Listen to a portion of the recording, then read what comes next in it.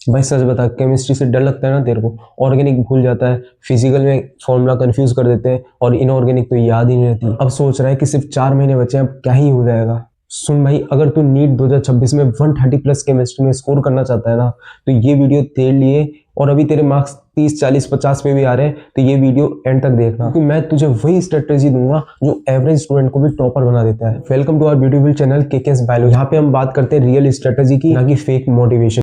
और हाँ, अगर तू नीट 2026 के लिए सीरियस है तो इस चैनल को सब्सक्राइब कर ले, क्योंकि आज जो कंटेंट आने वाला है ना, वही तेरा डिसाइड करेगा कि तेरा सिलेक्शन होगा या नहीं। सच समझ, केमिस्ट्री का ब्रेकडाउन समझ तू।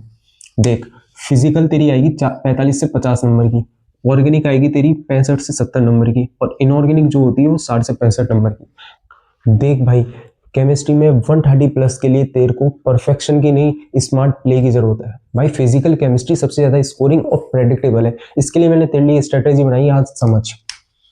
तेरे को क्या करना है, सबसे पहले सिर्फ एनसीईआरटी प्लस पीवाईक्यू पे फोकस करना है। एनसीईआरटी हो जाए, फिर तू अपने कोचिंग मॉड्यूल्स पे जंप कर सकता है, या फिर एक्स्ट्रा जो भी तेरे को पढ़ना है वो कर सकता है।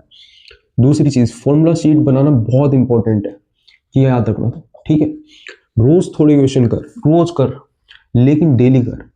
10 20 30 कर, लेकिन उसको डेली परफेक्ट मिला। ये नहीं कि आज कर लिया 3 दिन छोड़ दिया।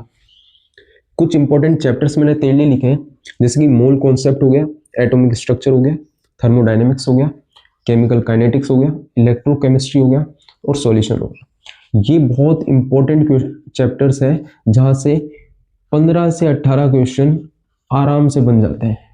तो ये तेरे को सबसे पहले करना है फिजिकल केमिस्ट्री में। देख, मैं तेरे को डेली टास्क बता देता हूँ फिजिकल केमिस्ट्री का। एक चैप्टर की थ्योरी पढ़ 2-3 घंटे, फिर उसके 50 एमसीक्यू कर ले, और एक गलती वाली कॉपी मेंटेन कर ले, ताकि उसमें तू नोट डाउन कर ले कि क्या क्या गलती मेरे से हो रही है। और फिजिकल केमिस्ट्री में तेरे को स्कोर 40 प्लस का टारगेट रखना है। भाई मान या ना मान, ऑर्गेनिक केमिस्ट्री नीट की जान होती है। आओ मैं तुम्हें स्ट्रेटेजी समझाता हूँ इसकी। ऑर्गेनिक केमिस्ट्री की स्ट्रेटेजी क्या है? तुम ये गलती करते हो, क्या करते हो? तुम रिएक्शन रट लेते हो, मैकेनिज्म इग्नोर करते हो, और रिवीजन करते नहीं हो। तो तुम्हें ये बिल्कुल नहीं करना है। तुम्हें क्या करना है? तुम्हें सही तरीका क्या है? तुम्हें सबसे पहले जीओसी पढ़ना है प्लस हाइड्रोकार्बन। ये तुम्हारा फाउंडेशन बेस पूरा पकड़ देगा। दूसरा, तुम्हें मैकेनिज्म समझनी है, रटना नहीं है। तीसरा, एनसीईआरटी को लाइन बाय लाइन तुम्हें याद करना है। समझो मेरी बात।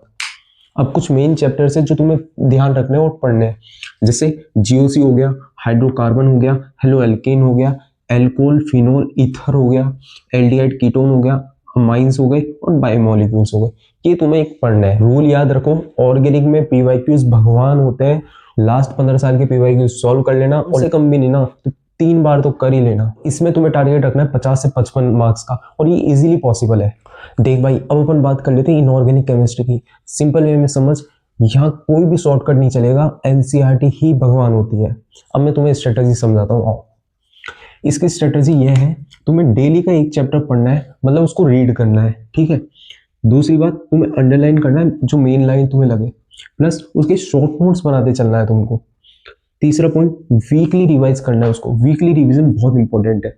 कुछ इंपॉर्टेंट चैप्टर्स में तुम्हारे लेके आए, जैसे कि पीरियोडिक टेबल हो गया, केमिकल बॉन्डिंग हो गया, पी ब्लॉक हो गया, डी एंड एफ ब्लॉक हो गया, और कोऑर्डिनेशन कंपाउंड। ये तो बहुत इंपॉर्टेंट है।